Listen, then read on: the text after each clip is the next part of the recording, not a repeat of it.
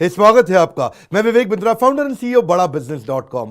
आज मैं भी आपको वो 36 कारण बताऊंगा जिनके कारण आपका बिजनेस नेगेटिव ग्रोथ में चला जाता है। पहला कारण क्या है? Building something that people don't need. आपने कुछ ऐसा बना दिया लोगों को चाहिए ही नहीं। User unfriendly product, ignoring the customers need. Customer आपसे तब नहीं लेता जब उसको चाहिए। कस्टमर तो आपसे माल तब खरीदता है जब उसको चाहिए ही चाहिए। दूसरा, हायरिंग पुअरली और नॉट द राइट टीम।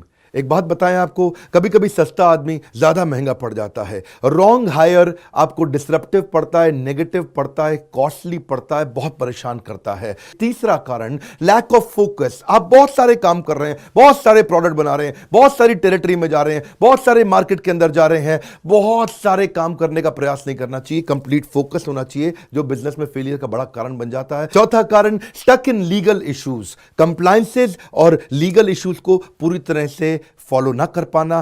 पांचवा, failure to execute sales and marketing. Sales and marketing की राइट स्कीम ना लेके आ पाना। आप उसको अपसेल और क्रॉस सेल और रीसेल ना कर पाना। राइट प्राइसिंग स्ट्रैटेजी नहीं रख पाना। उसको ढंग से मार्केट नहीं कर पाना, महंगा मार्केट कर देना। अगला है गेटिंग आउट कंपीटेड।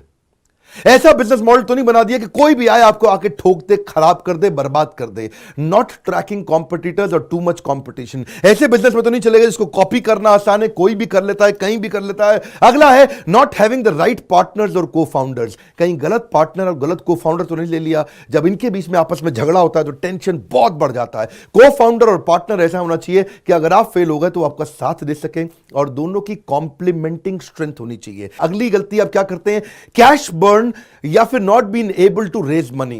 कभी कभार ये बहुत बड़ी गलती होती है। पैसा जल्दी खत्म हो जाता है, बर्बाद हो जाता है, या शुरू में ला ही नहीं पाते, फंड रेजिंग कर ही नहीं पाते।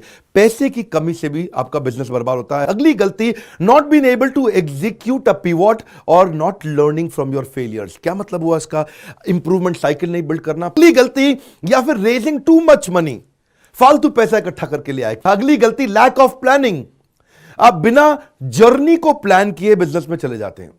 जर्नी को प्लान करने के लिए बिना मेंटोर के, बिना कोच गाइड ट्रेनर के जब आप बिजनेस में जाते हैं दिक्कत होती है। तो मैं प्लानिंग के साथ मेंटर, कोच, गाइड, ट्रेनर भी साथ में ही इंक्लूड करना चाहता हूं। अब अगला पॉइंट लेता हूं मैं, चेजिंग इन्वेस्टर नॉट यूजर। अच्छा, कुछ बेचारे स्टार्टअप में गलती क्या कर देते हैं, वो इन्वेस्टर के पीछे भागते हैं, यूजर को कभी समझते ही नहीं है। यूजर के लिए जो प्रोडक्ट बनाना था उसकी कभी बात ही नहीं करी, इन्वेस्टर के पीछे जिंदगी बिता दी, भागे जा रहे इन्वेस्टर मिल जाए, इन्वेस्टर मिल जाए। और अगर आपने यूजर पे फोकस किया तो इन्वेस्टर की जिंदगी में जरूरत नहीं पड़ेगी। यूजर आपको एडवांस पैसा देगा। यूजर मतलब आपका कस्टमर। अगला है लीडरशिप या स्ट्रैटेजी का फेलियर होना।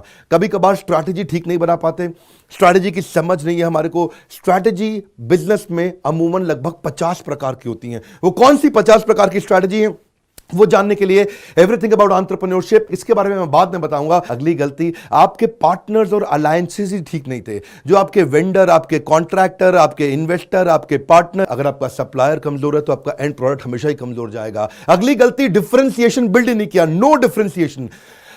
ये बहुत इंपॉर्टेंट पॉइंट है। ये थोड़ा कॉम्पिटिटिव एडवांटेज मैं बता चुका हूं, उससे थोड़ा मिलता जुलता है। डिफरेंशिएटर का मतलब क्या हुआ? कस्टमर क्यों आपके पास आएगा। और अगली गलती क्या करते हैं? आप बिजनेस मॉडल ही ठीक नहीं बनाते।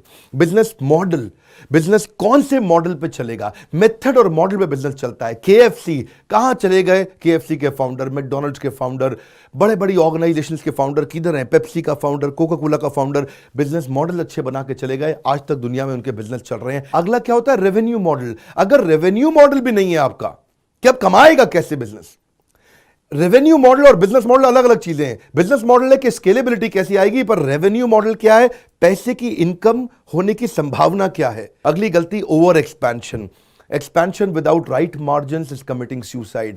ज्यादा एक्सपैंड नहीं करना क्योंकि स्केल किल्स। अगला तकलीफ क्या है? आपके कहीं बैड डेट तो नहीं बढ़ रहे, कहीं ऐसे लोग तो नहीं जो पैसा लेके भाग ही गए। अगली गलती, macro economic factors. Macro economic factors अमूमन आपके हाथ में होते ही नहीं। ये कौन से फैक्टर्स हैं? ये है कि अर्थक्वेक आ गया, या कोई जैसे अब कोरोना वायरस के कारण बेचारे कईयों के बिजनेसेस बर्बाद हो रहे हैं। अगला, स्लो एग्जीक्यूशन। आपको एग्जीक्यूशन के फ्रेमवर्क से नहीं मालूम, कि आपको फ्रेमवर्क बनाने नहीं आते कि मैं एग्जीक्यूट कैसे करूंगा, ट्रैक कैसे करूंगा, करूंगा, स्कोर बोर्ड कैसे बनाऊंगा, रिजल्ट कैसे चेक करूंगा। अगला है wrong target and positioning.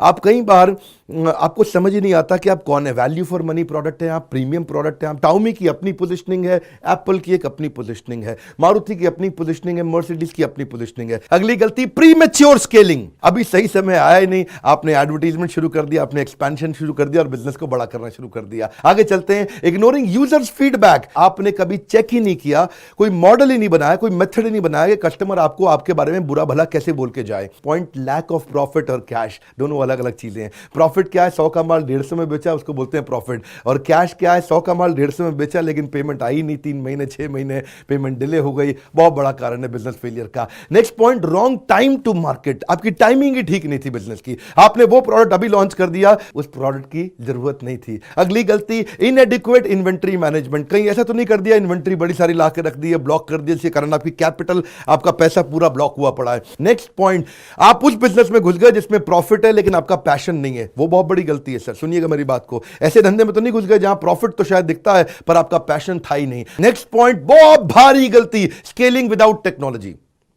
Business बड़ा करने निकले थे, टेक्नोलॉजी आपने बिल्ड नहीं करी। बिना टेक्नोलॉजी के बिजनेस कभी बड़ा नहीं करते। Next point, personal use of business fund. आप लोन लेके तो आ गए लेकिन पैसा आपने अपनी गाड़ी में लगा दिया, बड़ी गाड़ी खरीदूंगा, बड़ा फार्म हाउस, बड़ा मकान। नेक्स्ट पॉइंट, गलती क्या है, नो सक्सेशन प्लानिंग। आपने अपनी अगली लीडरशिप नहीं तैयार करी, अपनी अगली टीम नहीं तैयार करी। Next point, failure to identify opportunity gap. आप ऐसे बिजनेस में तो नहीं चले गए जहां पे आप अपॉर्चुनिटी गैप ही नहीं समझ पाए। नेक्स्ट पॉइंट क्या है, बैड प्रोडक्ट एक्सपीरियंस। ऐसे तो नहीं कर रहे कि कस्टमर जो प्रोडक्ट ले रहा है वो लेके तो जाता है लेकिन वापस लौट के नहीं आता। ये वाली गलती थोड़ी फर्क है। ये क्या है, अनट्रेन्ड और डिसहार्मोनियस टीम मेंबर। आप टीम लेके तो आ गए पर अपनी बदलती ऑर्गेनाइजेशन के हिसाब से आप उनको ट्रेन नहीं कर पा रहे या उनके आपस के झगड़ों को सुलझा नहीं पा रहे। पॉलिटिक्स के कारण आपकी एग्जीक्यूशन स्लो हो जाएगा। जब एम्प्लॉयज की एम्प्लॉयज से नहीं बनती तो स्पीड कमजोर हो जाती है। ये बहुत बड़ी तकलीफ का कारण बनता है क्योंकि अल्टीमेटली आपकी टीम ही आपको आगे लेके जाने वाली है।